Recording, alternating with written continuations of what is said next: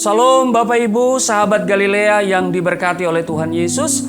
Saya mengajak saudara untuk melihat dalam Galatia pasalnya yang ke-6 pada ayatnya yang ke-10 berkata seperti ini. Karena itu, selama masih ada kesempatan bagi kita, marilah kita berbuat baik kepada semua orang.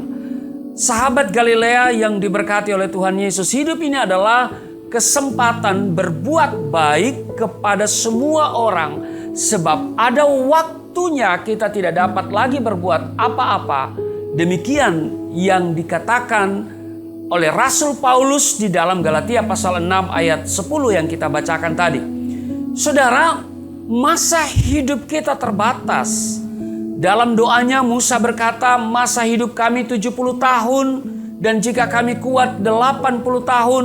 Sehingga dalam hidup yang terbatas ini, Musa dalam doanya berkata, ajarilah kami menghitung hari-hari kami hingga kami beroleh hati yang bijaksana. Saudara bisa lihat dalam Mazmur 90 pada ayat 10 dan ayatnya yang ke-12. Nah, kalau kita lihat masa hidup tokoh-tokoh Alkitab zaman dulu itu sangat panjang. Adam misalnya itu mencapai 930 tahun. Metusala mencapai 969 tahun. Nuh mencapai 950 tahun. Abraham 175 tahun.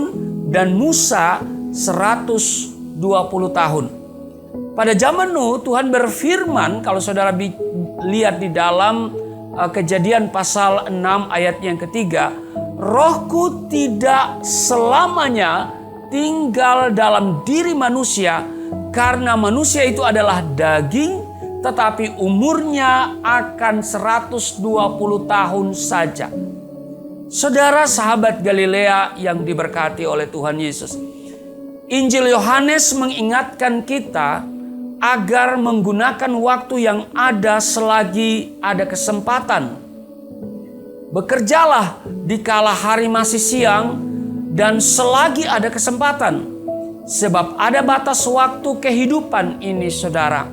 Ada waktunya kita tidak dapat berbuat apa-apa. Pergunakanlah waktu yang ada.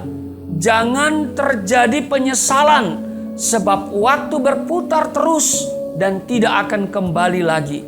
Raja Salomo mengingatkan saudara dan saya agar dalam kesempatan hidup ini kita bekerja keras.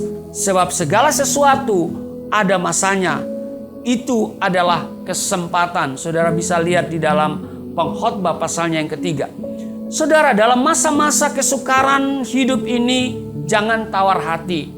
Yang usia tua pun dipelihara Tuhan. Walaupun tubuh kita makin lemah, tidak kuat seperti orang muda. Namun semangat, iman, dan roh Tuhan ada dalam diri kita. Sehingga kita tetap kuat karena pemeliharaan Tuhan. Sahabat Galilea yang diberkati oleh Tuhan Yesus, jangan lupa bahwa tujuan hidup kita adalah Kristus dan kerajaannya. Rasul Paulus berkata, karena bagiku hidup adalah Kristus, mati adalah keuntungan. Filipi pasal 1:21. Hiduplah di dalam Kristus dan saudara harus bekerja selama masih ada kesempatan. Hidup adalah kesempatan, karena itu perhatikanlah dengan saksama bagaimana kamu hidup. Jangan seperti orang bebal, tetapi seperti orang arif, dan pergunakanlah waktu yang ada, karena hari-hari ini adalah hari yang jahat. Tuhan Yesus memberkati. Mari kita berdoa.